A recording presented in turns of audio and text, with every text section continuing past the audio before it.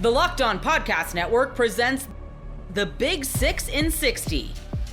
The 6 biggest national sports stories from the local experts of the Locked On Podcast Network.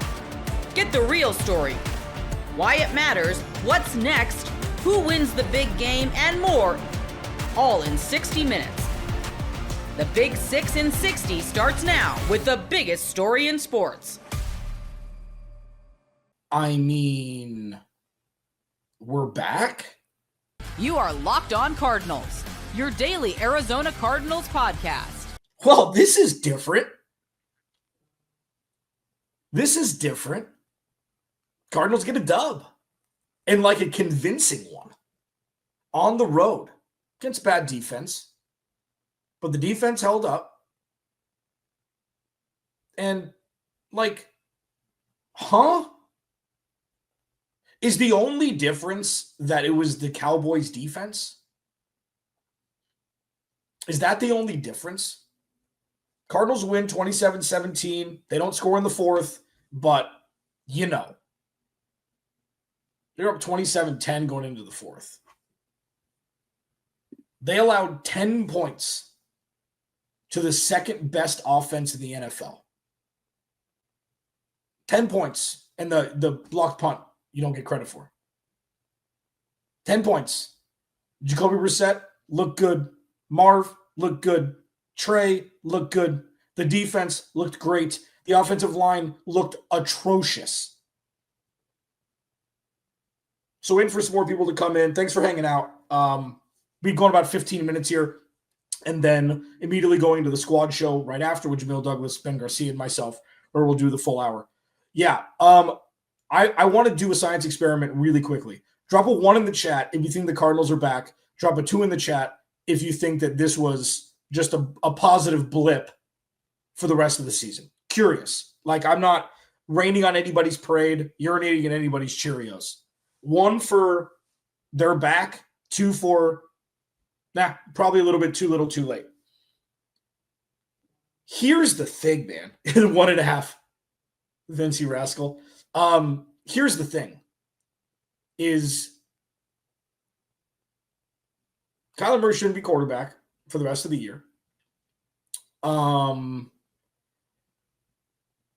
This defense is scary. This defense, they're fully healthy right now, except for BJ Ojulari. They're fully healthy. So you bring back Garrett Williams, who had multiple impact plays today. You introduce Walter Nolan, and then you have Will Johnson not having to be that alpha, which he has been. But dude, you have Max Melton as your third corner. Denzel Burke had his best game by far as an NFL player this year, today. He had the massive breakup on CeeDee Lamb. He had the interception to end the game. They were ball hawking.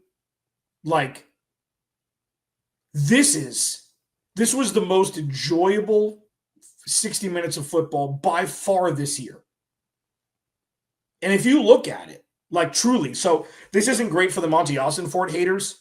This isn't great.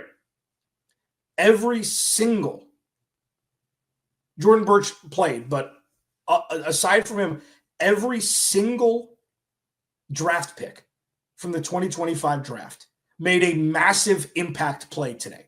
Walter Nolan was all over the place immediately. For those that watch Locked On Cardinals regularly, first of all, thank you. I'll be doing my full episode Monday or tomorrow morning. Sorry, not used to the Monday Night Football game. One thing that I harp on that I'm this is what you want to look for a rookie. There's only one thing really.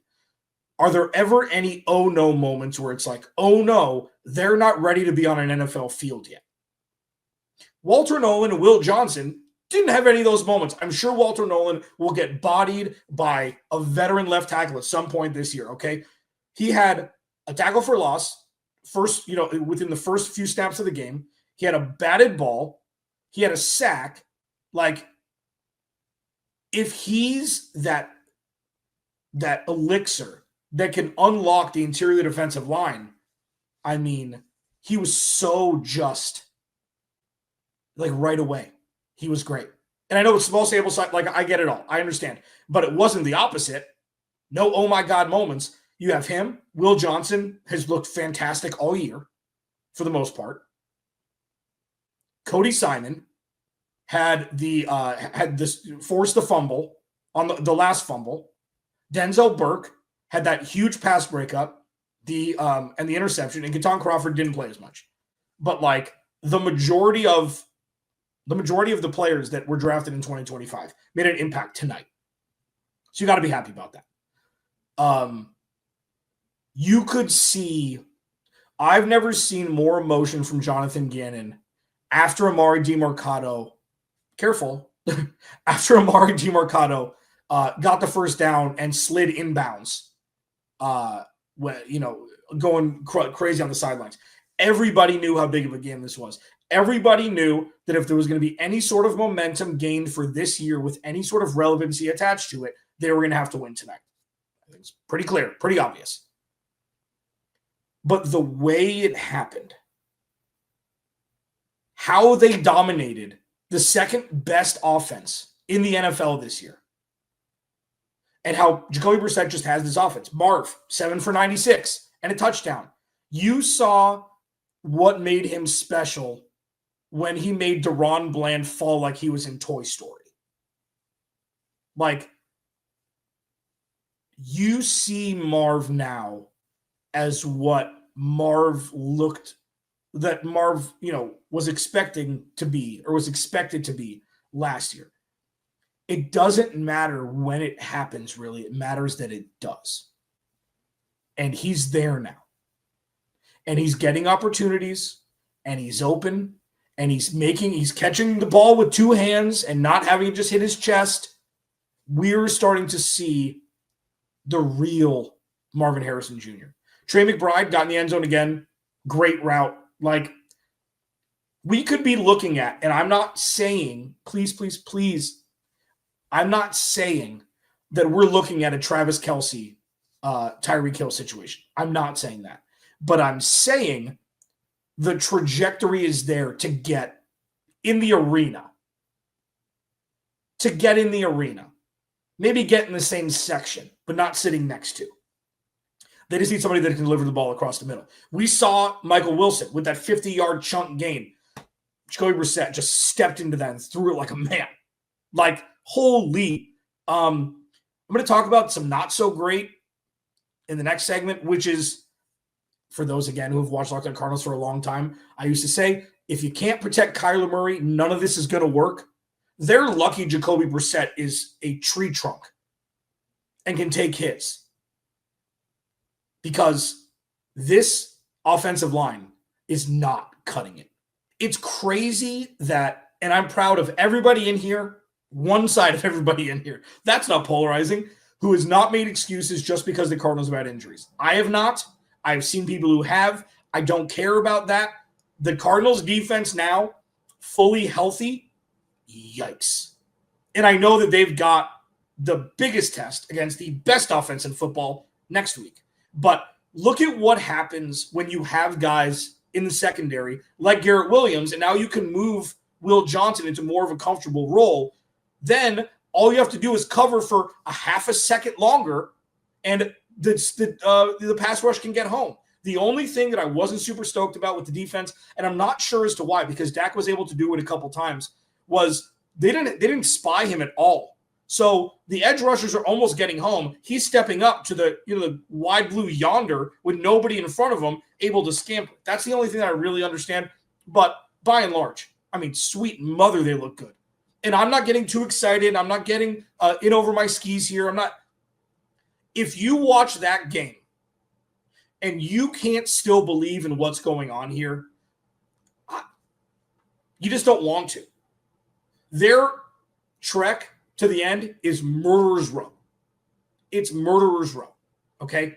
So I'm not saying that they're in the playoffs. Oh, finally, they're going to make the playoffs. But I'll tell you what, they're a 5-loss team with 13 combined points separating those losses. You flip 3 of those, they're 6-2, and they're tied atop the division. So losing them can also be like, especially with how the defense played, they shut it down. They turned it over at the end. There was a no-doubter at the end. This wasn't like, oh, Brandon Aubrey for a 71-yard field goal to tie the game to go into overtime. Like, they took care of business. The not so good. Okay, the offensive line looked bad. He only had 2 sacks during the first 2.5 quarters of the game. He got sacked a couple times at the end of the game, like back-to-back. I don't know what they're going to do about this. This is where you miss Tip Ryman. Truly. This is where you miss him. I know he's not an offensive lineman, but this is where you miss him. I don't know what they're going to have to do. I think the easy route would be to throw some more. It's so like, I can't believe I'm saying this. Like, to not throw the ball so deep all the time, like the antithesis of what we've been yearning for forever is, you know what? Maybe a couple more quick hitters. Maybe a couple more quick hitters, especially if you're going to go in the hurry up and you want to tire out the defense. You want to tire out the pass rush. A couple more quick hitters. You can throw them to Greg Dortch. You can throw them to Marv. You can throw them to Trey. They'll get some chunk yards. And then that sets up the long ball. And they've been like, again, 3rd and 15, 3rd and 13, 3rd and 18. Like first downs. Like, it's so fun. This was so fun to watch. It was fun to watch the last 2 weeks also. The last 2 games in Green Bay and Indy. Like, I will say this. Here is your tease until tomorrow. There is no world Kyler Murray should be playing quarterback for this team ever again. The NFL season is rolling along, and FanDuel is making sure you're ready for the weekend with a can't-miss offer. Right now, new customers can bet just $5, and if your bet wins, you'll get $300 in bonus bets to use across the app. I love using FanDuel because it fits how I like to bet in the moment, whether it's a player prop or I want to build a same-game parlay or even jumping in live as the action unfolds. It's quick, it's easy, and it's the best way to add a little more energy to Sunday. So are you ready to play? Download the FanDuel app now by visiting FanDuel.com to get started. That's FanDuel.com to place your first $5 bet. The Dallas Cowboys 2025 season comes to an end in Week 9. You are Locked On Cowboys, your daily Dallas Cowboys podcast. The Cowboys 27-17 lost to the Arizona Cardinals on Monday Night Football. We're going to talk about the offense struggling, the defense doing what the defense generally does. But Landon, it feels like this is the end of the season. You're 3-5-1 going into a bye week. Your 3 wins have come against Russell Wilson, Justin Fields, and then half Jaden Daniels, half Marcus Mariota. And I think the biggest concern for me is it looks like they're getting worse week in and week out. And that's generally not a good sign. Yeah, it's not the right direction to be heading at this point. Yeah, I mean, I think what's truly frustrating is that the defense doesn't. I don't know. Like, ultimately, if I kind of step away from the game a little bit, I do feel like there were things in the defense that we saw this week that I liked more than I've seen in several weeks. I feel like they were at least applying pressure, and you saw a little bit more man coverage. But again, it was just so fruitless. It was like, ultimately by the time that they were making stops and actually doing things, the Cowboys offense basically was kind of unable to do anything. And it feels like when they get into the situation where they're having to play from behind, the Cowboys offensive magic kind of wears off, right? Yep. They're not a good enough pass protection team right now to play from behind and kind of unleash the offense the same way as when they're playing with the more balanced game set, right? And I think, it creates a terrible situation for the Cowboys where the defense can't stop anybody and the offense is hurting itself trying to catch up, right? And it was never more on display than it feels like tonight, where the Cowboys kind of got into a negative game script quickly early in this game, and even more than that, it felt like Arizona was able to possess the ball. The Cowboys only had like 3 real offensive possessions in the first half, and then by the time the Cowboys actually kind of got into the swing of things, it was already halfway into the third quarter, if not more. So just a terrible game, and you know, the opposite of complimentary football. Yeah, and we'll get into the offense, we'll get into the defense, but generally, we talked about how important this game was on Monday for the Cowboys to at least keep some hopes for the playoffs alive, right? If you go into the bye week at 4-4-1, at least you give yourself a chance at mid-November to string together a couple wins. But at 3-5-1, with the way that the conference is set up, where 9 teams have at least 5 wins already, 5 teams already have 6 wins, and with the toughest part of the Cowboys season, of their toughest schedule coming up, I mean, it's over, Lynn, and it sucks to be in this spot because we were in this exact same spot at this time last year where your season was over before you got to week 10. You're basically in evaluation mode for the second half of the year, and that's just a crappy part to be in, especially now when you have a healthy quarterback. It's different when, like, Dak was out for the season last year. Like, okay, you kind of knew it. But to be this bad when your offense is this healthy, it's tough to watch. Yeah, I mean, like, there's like a huge difference between mathematically being out of it and, you know, spiritually being out of it. And I mean, I don't ever, however, how else to put it, talent being out of it. And right now, you know, this was, I mean, look at the schedule. Like, they have. You're not going to play any easier teams than this at home. Like, I mean, you have to go 7-1 over your next 8 games to make the playoffs because you're not making the playoffs at 9-7-1. There's no way. There's no way. If this team like was playing well and they were like, you know, like keeping it close, like they were giving a Herculean effort to keep it within 10 points from the Cardinals with their backup quarterback at home. Like, yeah, I mean, it's so over. Like, yeah, and I think the Cowboys aren't going to play a team. They're not going to get a situation. We talked about with Denver, right? That the Cowboys weren't going to necessarily face a tougher opposing defensive situation than playing Denver in Denver, right? You're not going to get a more favorable situation than playing Arizona in Dallas for the rest of the season. And that's not necessarily a huge strike against Arizona. I mean, look at the schedule. Maybe you can say the Raiders, but they're a non-conference team. And that's the point, right? You've got all these conference games, these NFC games that you have still left on your schedule against some of the best the teams in the conference, probably the best teams in the conference. And you don't have enough wins to like kind of make yourself within striking distance of the wild card, and you're not even close to where the Eagles are at this point, especially if they win a couple more games to get ahead of you. So yeah, you're in a really bad position, mathematically, and that would be if you had a team to even compete to make it spicy mathematically. Here's the thing. In the second half of this game, like I was obviously rooting for this team to come back. There just wasn't like a lot of juice for me in this game, partly because you can watch this team and realize they're so far away from being a contender. And I think that's the thing for me that has me most discouraged is not only are, we going to have to watch 8 more games of this team, before the year's over, it just feels like they're so far away on defense. And some of the big contracts they've given out, like this is the worst I've ever seen Deron Bland play. Jake Ferguson got a new deal before the season started, and he played awful. Tyler Smith, I know he's banged up, but he's not playing well. It just seems like the vibes are really bad right now. And I'm sure it's not as bad as it seems, but it feels like we're getting pretty close to rock bottom here. Yeah, I mean, I certainly think that, for where look, all those guys had some of the worst games of their season, without a doubt. I mean, specifically Bland, just obviously just a terrible game for him. Not that Ferguson didn't have a terrible game, and not that Smith also didn't have a bad game, specifically against a rookie playing his first game.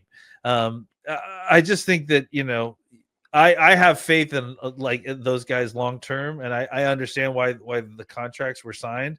But you're not wrong, and I think you tweeted it out earlier that when is Tyler Smith going to have a good game, and injury, whatever you want to say, that's fair. Like, I mean, I think that they've struggled at some of the key playmakers and guys who are supposed to be key supporting guys on this team have not played up to their end of the deal here. This isn't just all about coaching.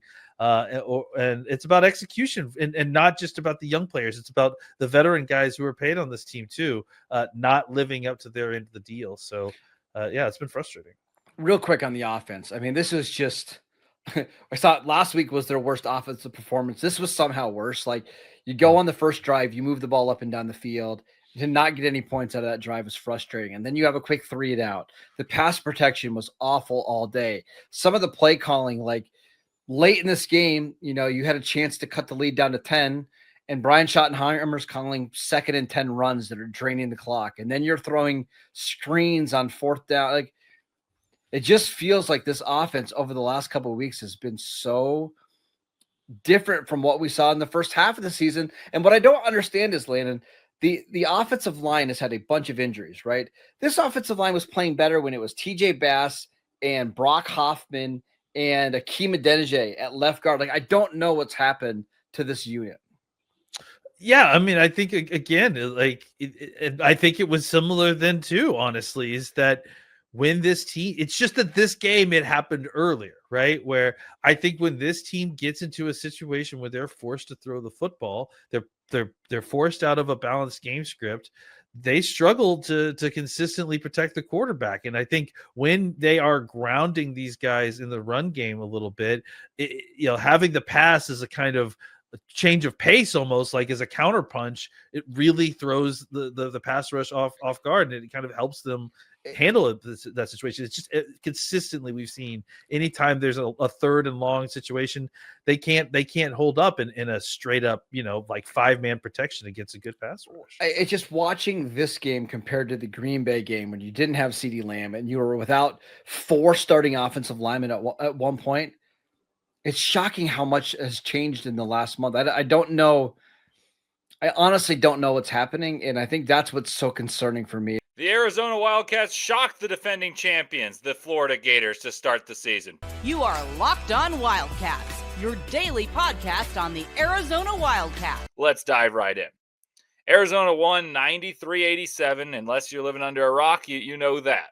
So, how did they do it? They did so behind Koa Pete's monster performance. Boy, was he spectacular. 30 points, 7 boards, 5 assists, 3 steals.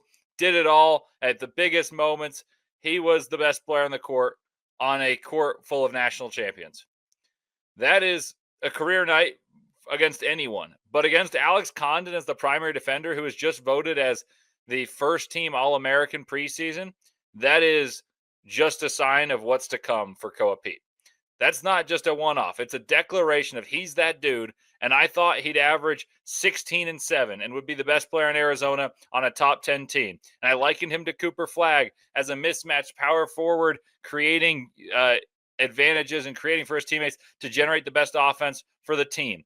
But I was too low on him. I used Cooper Flagg to draw attention to how important Koa Pete would be for Arizona, but I don't think I gave enough praise to what Koa Pete is and was.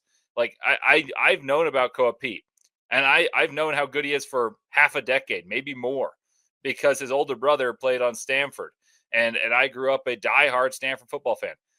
And I want to apologize to Koa Pete. You're unreal, unbelievable, fantastic.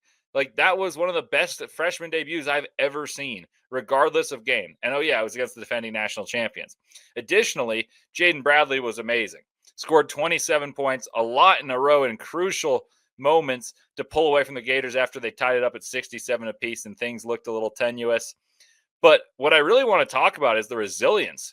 At the heart of what happened in this game, it's the resilience that the Wildcats demonstrated to come back and actually dominate for 30 to 40 minutes after being absolutely rocked in the first 10. Arizona got out-physicaled, out-executed, out-rebounded, outscored in the first 10 minutes of the game, and they were trailing by 12. 10 minutes in, Arizona trailed 32-20. And to build that lead for Florida, they scored on 7 of 8 possessions to open up that lead. What concerned me was how open the shots were. It's not that they were trailing by 12. Like basketball, there's ebbs and flows. It was the fact that the shots that Florida was getting were so easily created, so easily and repeatably generated. And they scored 7 of 8 possessions to open that, and I understand that's not sustainable, but it was the shots they were getting. The Florida guards were getting stuck on screens. Lee and Fland were getting in the paint, throwing lobs. There were second chance points. Arizona looked outmatched physicality-wise. Not saying they didn't have the bodies to physically compete, but it looked like Florida had physical guys who were more ready for the battle. And Arizona had to be ready for the battle. And they ended up being that way. But at 9:54, when it became 32-20, so 10 minutes and 6 seconds into the game, Arizona was trailing by 12. And when trailing by 12, something changed in this game, and Arizona realized that their best player needed to get involved. And so Arizona grew up by feeding their 18-year-old Koa Pete. And he said, yeah, get on my back. I'm going to lead the way. The other thing that happened is right after that, Arizona goes down 12. Braden Burry scored, and then Condon picked up a foul. His second, and that's an important note. And then Pete attacked relentlessly and instilled belief in his team that they were better on the interior. And from that juncture forward, Arizona won the game by 16. They were down by 10 once Burry scored. Then Pete scored after Condon went out, trailing by 10 and winning by 6. That's a 16-point advantage from Arizona. And they were the better team by a decent margin for the vast majority of the remaining 30 minutes. The 29 minutes and 30 seconds after Condon went out of the game. Koa went at Chinyelu. He torched him. He went at Handlocked and he torched him. He was beaten up on Condon. And Koa enabled Arizona to play their game, which is scoring a ton at the rim. We talked about this as a key throughout the season before this game happened and in the preview that they're going to score a ton at the basket. But Koa was able to get to the rim in a multitude of ways. He was generating looks out of isolations from the free throw line. He was catching it out of short rolls, making the right decisions, passing as well as scoring. And he was schooling the slower, big-bodied guys just like we had imagined he would, except he was even better than I thought. Additionally, Pete began to impose his will on defense as the team switched 1 through 4 with the 5 playing drop coverage, and that really started to irritate the Gators and let the Wildcats' athleticism impact the game, and Koa got a few steals and a few transition baskets out of it. Awaka, by the way, was good in the first half and physically battled Chinyelu, and I think that's going to be something that gets swept under the rug and not noticed much, but I wanted to point that out because in my notes I noticed Arizona started playing better when he was on the floor in that second half of the first half. So if you will, if this game was divided into 4 10-minute quarters, the second quarter Awaka was very good.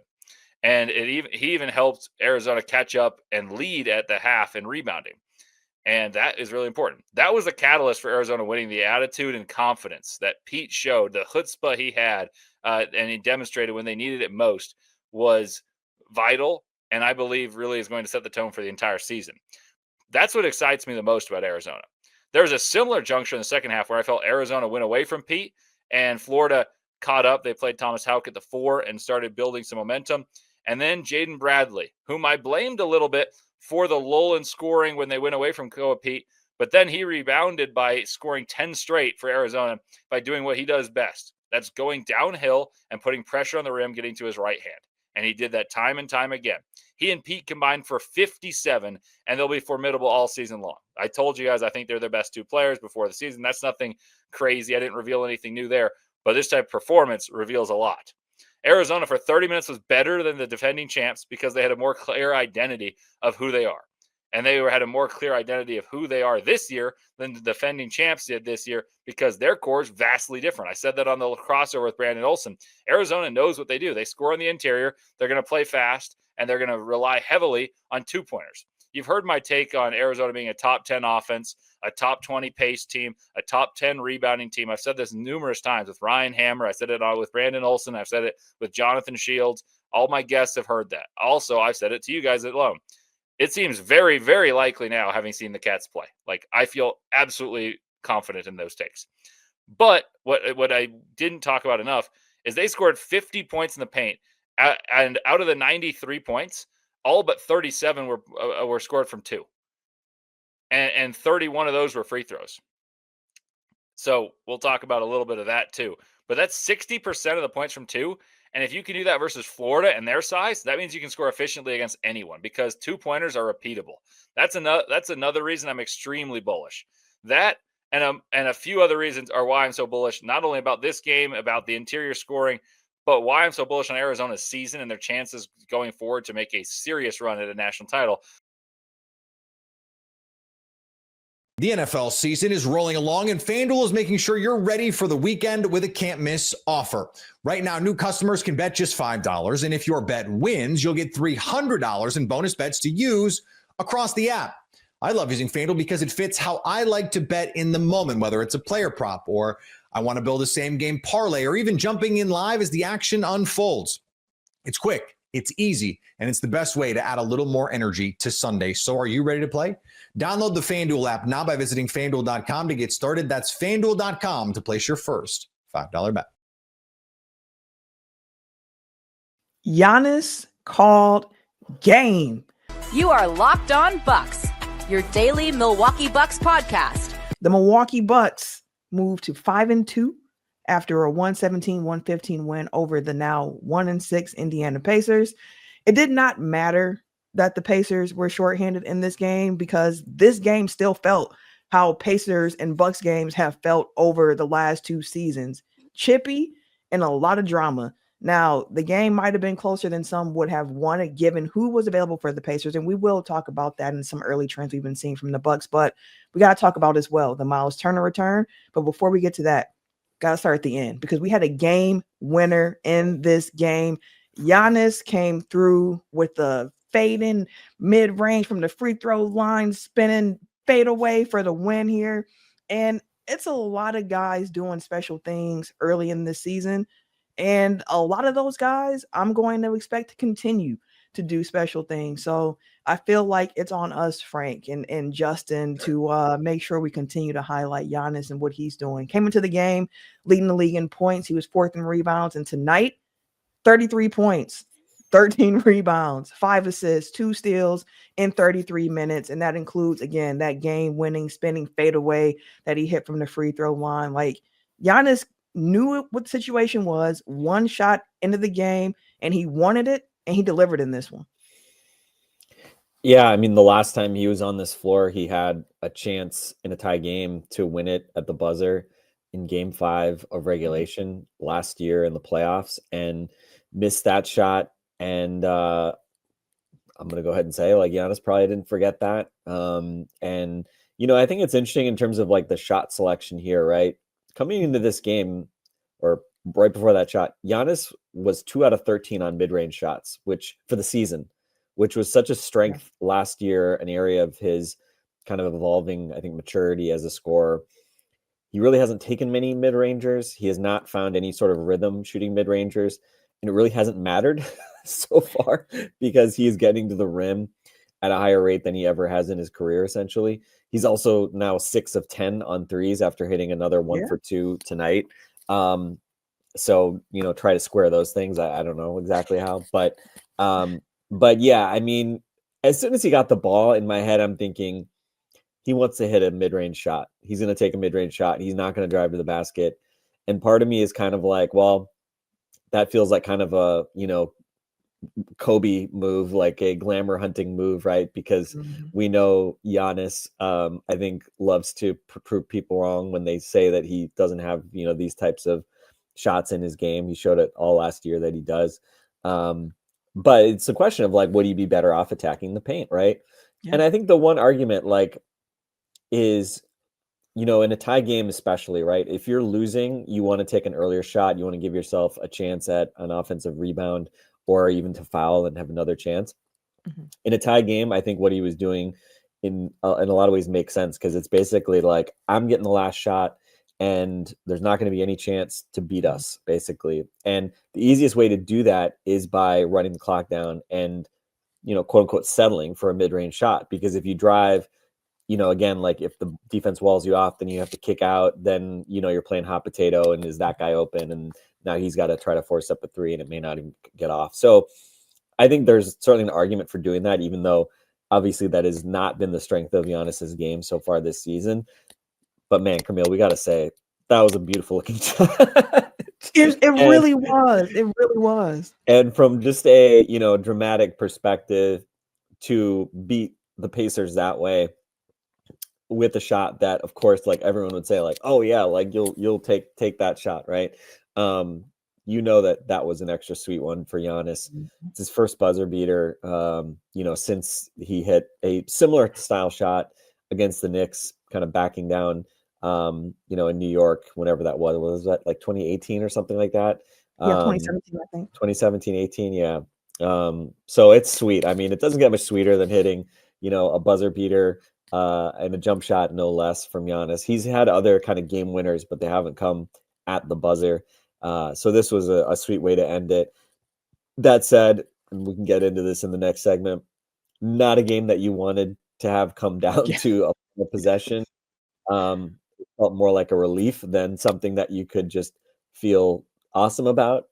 Well, I'm not going to say you can't feel awesome about it, because it's a pretty sweet way to end a basketball game, especially if you're a Giannis fan like myself. But yeah, a lot of teachable moments, and certainly, some of the issues that the Bucks have had early in this season, whether it was cleaning up the defensive boards, turnovers, and just fouling constantly. That's the part I really want to talk about. Yeah, it just felt like, getting overwhelmed by the Pacers' size, and not being able to just, kind of, again, play defense and end possessions, either through not fouling and then getting offensive rebounds. That obviously was just something that we saw repeatedly throughout this game.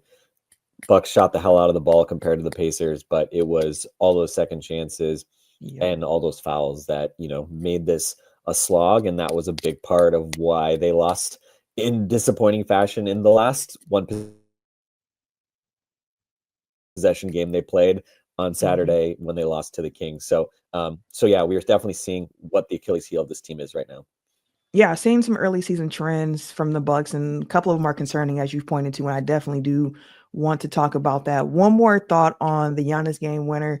I think one of the funnest parts for me was he had that crazy poster, I think in the first quarter of the game, and he did the boo afterwards because, of course, Miles Turner's getting a lot of attention with this being his first game back in Indy.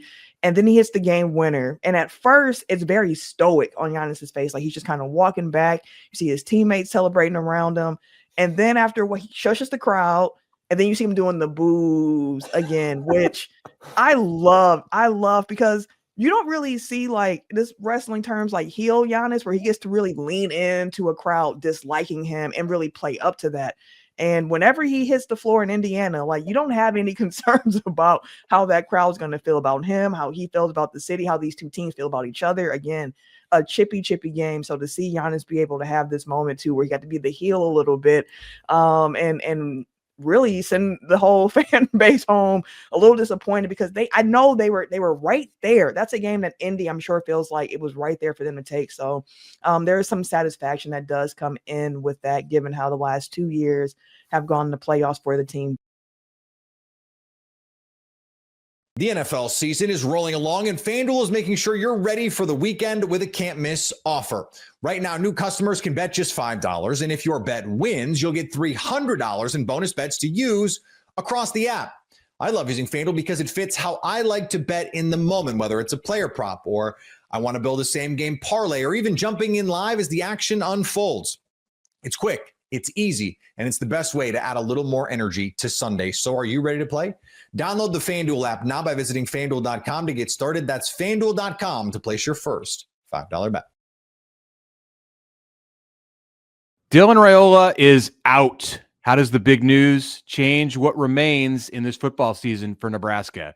You are Locked On Nebraska, your daily Nebraska Cornhuskers podcast. I got news yesterday early afternoon that the injury to Dylan Raiola is in fact a season-ending injury. He will miss the final 3 games of the regular season with a broken fibula, and of course the second iteration of Nebraska's season and the final iteration of Nebraska's season begins today, and it looks a whole lot different without Dylan Raiola at quarterback. This is obviously a fork in the road, or like a sharp turn for Nebraska. Now the ball goes to TJ Lateef, the true freshman. We'll get to what that means here in this episode. We should just take a moment to say what it means for Raiola. With a break, a fracture, he's going to be out for a period of months, probably hear more about the prognosis from Matt Rule on Monday, and if Raiola could return potentially for spring ball. I mean, Nebraska has the luxury of actually being able to move or shift a bit. It's do the Huskers want to push spring ball back a couple of weeks? At times they've started after spring break. At times they've started before spring break. Does the status of Dylan Raiola and when he would be able to move on this leg impact that? That's all stuff for way down the road. He finishes his sophomore season with exactly 2,000 passing yards, 181 to 250, 18 touchdowns, 6 interceptions in 9 games. And clearly the Nebraska offense has to adjust. Dana Holgerson has to adjust. Just a tough deal for Dylan. He was sacked 16 times and 2 losses against Minnesota and Michigan. And,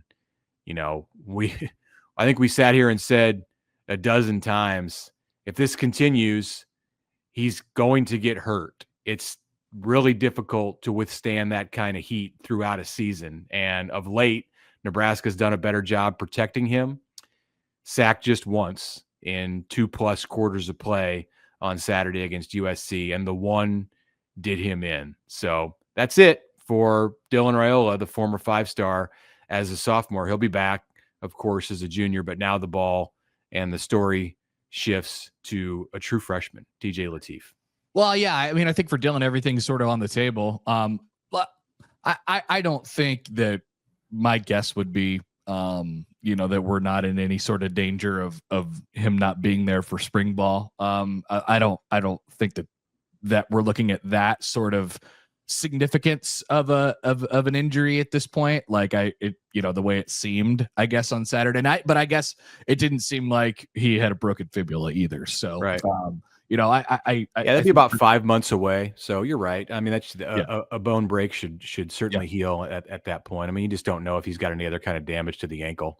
Right. I think he should be recovered in plenty of time for that. But then you start to wonder about, how this season ends. Like, there's a whole bunch of scenarios that go through your head. For example, if TJ Lateef is really good, what does that mean for Dylan Raiola? If TJ Lateef is really bad, what does that mean for Dylan Raiola? If Nebraska's not able to figure it out offensively, like you would think that Dylan is going to be sitting and watching on the side and sort of, thinking, hey, if I really only do have 1 year left in my college career, do I want to do it here? Do I need a fresh start? And all those things. That's an evaluation point for everybody. So he could sit around and kind of watch that while as well being a leader, just not on the field over the next 3 regular season games plus a bowl game at this point. So yeah, I think there's a lot of stuff that's on the table and a lot of stuff changes here in the last couple months.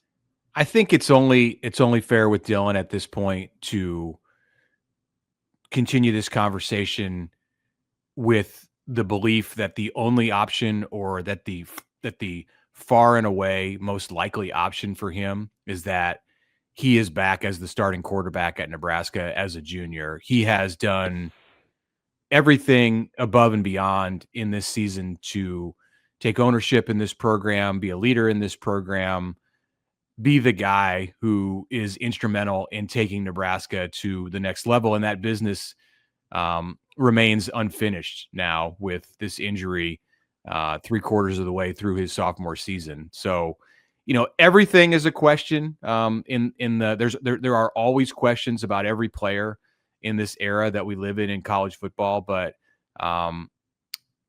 as he rehabs through this thing, it would stun me at this point here on November 3rd if he were to even consider going through that anywhere other than Lincoln, Nebraska, where he has so much comfort and so much at his disposal to be able to help him have the best outcome through this injury. Me too. For the record, it just seems like, it has to be a conversation for everybody, especially at that position. And so you sort of wonder what a new perspective might do for him. It's he's going to get that. He's going to get that perspective of sitting and watching. He's never had Could anything be good for him. really like this. It could be good for him. It could be bad for him. I don't know how he's going to, I don't know, we don't know what type of guy he is to be able to sort of handle this. And so I don't know. We'll see. He's such a creature of habit, Yeah. and lives in that routine of immediately getting on to the next week of preparation, and his off season is so regimented. We've seen him in both of his off seasons at Nebraska do a lot of the same things, and act like an NFL quarterback in training. And now you get this curveball. This is something that NFL quarterbacks have to go through. Look at the injury list in the NFL, and you happened to Jaden Daniels yesterday, and every week there's a star quarterback in the NFL who is facing something like what Dylan's going through now. So this in itself, while absolutely it's kind of the, I wrote this morning about the "Welcome to Your Worst Nightmare" sign being displayed at Memorial Stadium on Saturday in the student section. I don't think this is what they had in mind, but this is kind of the worst nightmare for Nebraska to have its the face of its program go down at this point.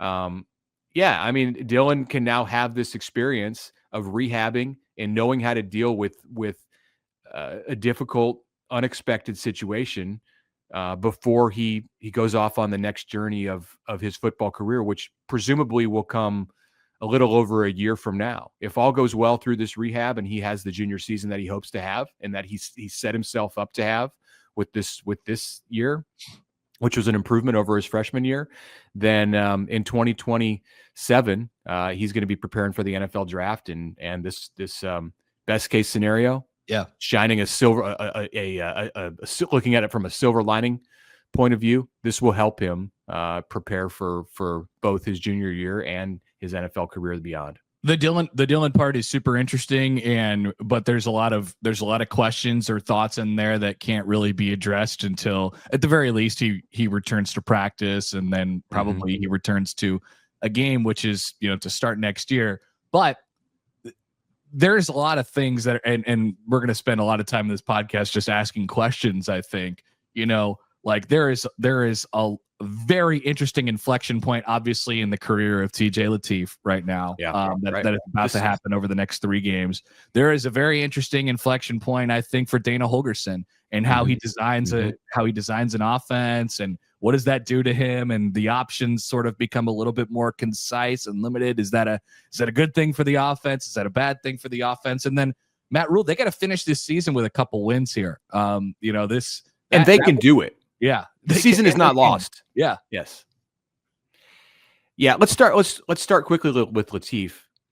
And I think this is so interesting because now we're going to know what Nebraska has in TJ Lateef going into 2026 based on the way the next 4 weeks, 3 games, and the bowl game go for him. He's going to have an opportunity to get a jump start on what could become the future for Nebraska. They're going to presumably go back to Raiola next year. And Lateef is somebody, he's getting an audition right now too.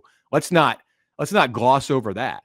TJ now gets an audition, not just for Nebraska, but he'll face a decision after this season as well on what his future looks like, whether it's at Nebraska. And this is a great opportunity for him to go out and show what he's got, and a great opportunity for Nebraska to see what it has in potentially its long-term future starting quarterback beyond 2026. Or maybe there's I don't know what next season looks like. And I was going to say a QB competition, but let's let TJ get a couple starts under his belt before we break that out. Is the future for Nebraska Dayton Raiola and Trey Taylor, or is it TJ Lateef? We're going to have a lot better idea of that after we watch November football.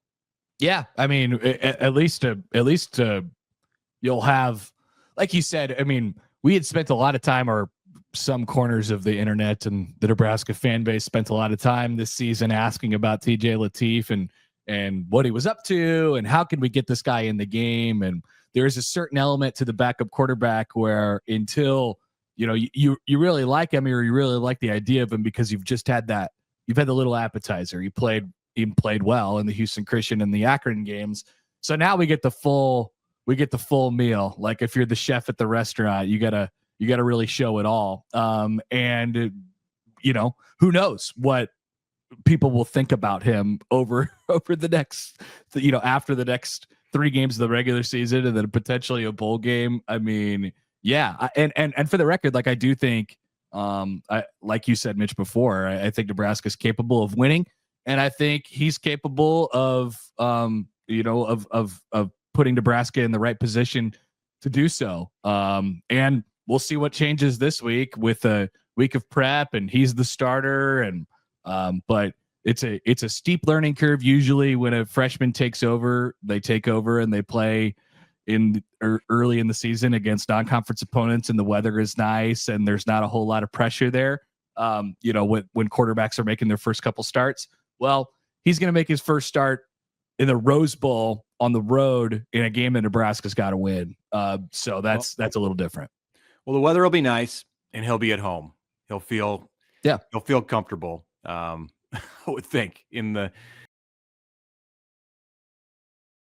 NFL season is rolling along, and FanDuel is making sure you're ready for the weekend with a can't-miss offer. Right now, new customers can bet just $5, and if your bet wins, you'll get $300 in bonus bets to use across the app. I love using FanDuel because it fits how I like to bet in the moment, whether it's a player prop or I want to build a same-game parlay or even jumping in live as the action unfolds. It's quick, it's easy, and it's the best way to add a little more energy to Sunday. So are you ready to play? Download the FanDuel app now by visiting FanDuel.com to get started. That's FanDuel.com to place your first $5 bet. Mike Shula has been fired, and while we will never celebrate someone losing their job, we will definitely celebrate something positive happening to the program. And I don't want to say I'm celebrating too much, but I will tell you right now, the champagne has been popped. The season still sucks. Everything still sucks. But Mike Shula's gone. And I tell you what, I'm like conflicted on how to begin this because, as you can see in the background with the balloons, it's my fiance's 32nd birthday. I was granted permission to do a quick live reaction, so it's not going to be super long. We're not going to get into too much of the ins and outs of who they're going to bring in next, all that kind of stuff. We have all week to do that because it's a bye week and all that kind of stuff. I'm conflicted on how to start the show because I respect the crap out of Mike Shula's career and his resume and all that kind of stuff. But this was a total failure. And it has, in my opinion, you ruined a season, and he's not the only one responsible for it. But a season was ruined with so much hope. Maybe they weren't the 13th best team in the country. I could easily see that. The offensive line had issues. The defense maybe wasn't as good up front at times, blah, blah, blah. Like all those things can be true. But there was one specific and consistent massive issue on this team, and everyone knew it. We all have 2 eyes. I have 4, and all of us saw it over and over and over again each week. The man didn't have 350 yards of offense in any game since the bowl game. Last night, this team had 235 yards of offense, and I don't think it was even the lowest on the season. It was so bad. And here's the worst part of it. If it was bad with Jake Bentley as quarterback, if it was bad with Ryan Helinski at quarterback, if it was bad with, anyone else at quarterback, fine. It was bad with one of the most physically talented players you have ever had step on this campus. You were gifted on a silver effing platter the job to be offensive coordinator for a preseason top 15 team with a potential top 10 overall pick. And I don't want to hear anything about the Norris crap. I get it. I'm not here to weigh in on his potential draft prospects. But those are all things that you had staring directly at you when you were handed the keys to this car and you crashed it. I don't even know if you made it out of the garage.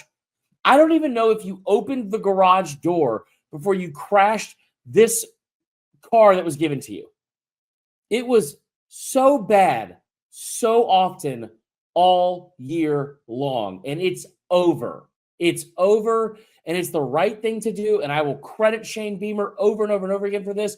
He may not love that he had to do it, but we have seen him now twice in one season make a much-needed change and fire someone, even though he doesn't love to do that and hasn't done it in the past.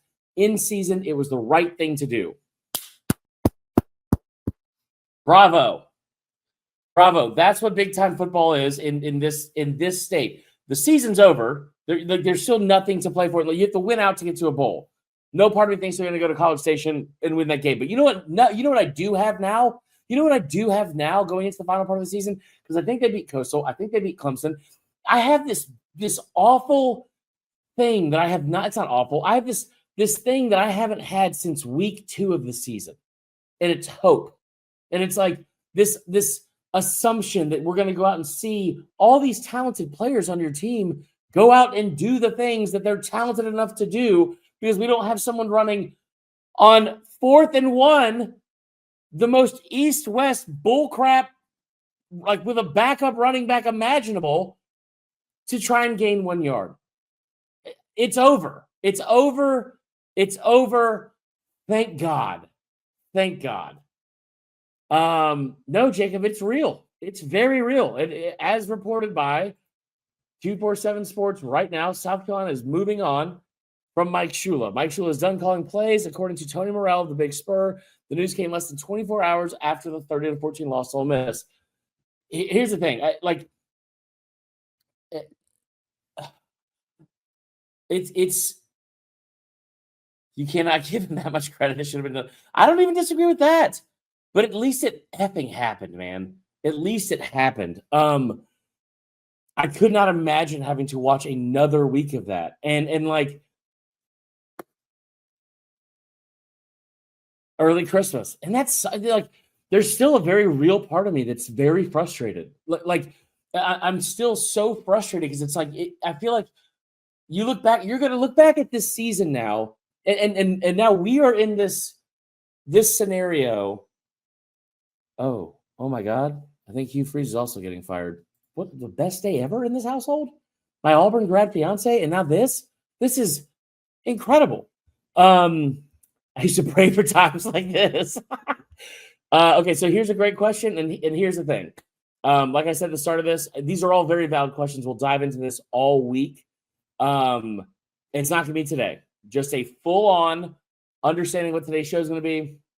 I just want to cycle back through this. Beyonce's birthday's today. Whole family's coming over. I was not planning on doing a show today. Found out a couple minutes ago, right before I was about to jump in the shower. I'm still wearing the same thing I wore last night. That Shula was fired, so I wanted to come on and do a quick show. We'll talk about all the potential people who are going to come in. It's done. Allie, are you in a towel? No. Get off the camera. Okay. That's my fiance in a robe back here. We just got all the highlights of this show. He pre-inspired. All right, we have to get back to this. We got it all on this show. I did not expect this to happen. Who knows what happens when you go live, guys? My God. So here's the thing, though. You're going to look back at this season. I love you guys. I appreciate the comments here. That was big. No, here's the thing. I'm trying to compose myself, guys. I'm happy this is done, but there's still a very real part of me that's still so pissed. I'm so pissed that we had to wait this long to see this happen. And I'm so pissed at having to see all of these things happen to a team that like I said this last night and I was having a hard time articulating it because I was so mad. But okay, Princely, it's not that deep, but yes. But yes, you're also right. It's her birthday that we had to let her slide. That's you're not wrong, but it's her birthday. We had to let her slide. Here's the thing. I feel like the way that this thing happened last night, I was so frustrated because it's like you're going into this game and you're annoyingly. That's the best way I know how to put it. You're frustratingly in the game. There's part of me that would always feel like I'd rather get blown out, and they ended up pretty much getting blown out. But I would have rather have it not been close than do what they do every game, which is like what they did against Mizzou. It's what they did against Bama. And it's like all those things and you do all those things horribly, offensive, like on offense, consistently moving back, consistently like shooting yourself in the foot, turnovers, false start penalties, pre-snap penalties, all that crap. You do it over and over and over again, and you're still somehow in the game. And it's like, how the blank are we in this game? How are you in this game? And then here we are.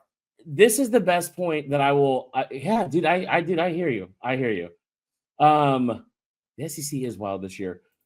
Bryles or Buster Faulkner are my first two calls. Kendall Bryles, I'm assuming is what you mean. Gus Malzahn should be on the list. Buster Faulkner, former Parkview High School alum. They got some good ones here. I'm on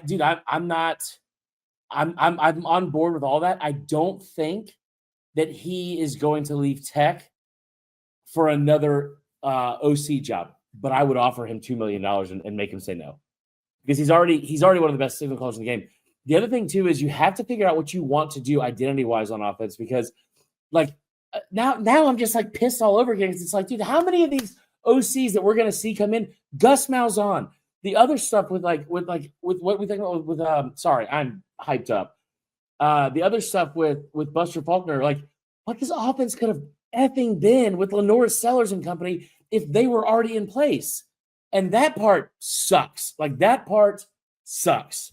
So it is very, very frustrating, but still at least it's come to an end. I love the fact that you're doing this now. Figure out how this looks going forward.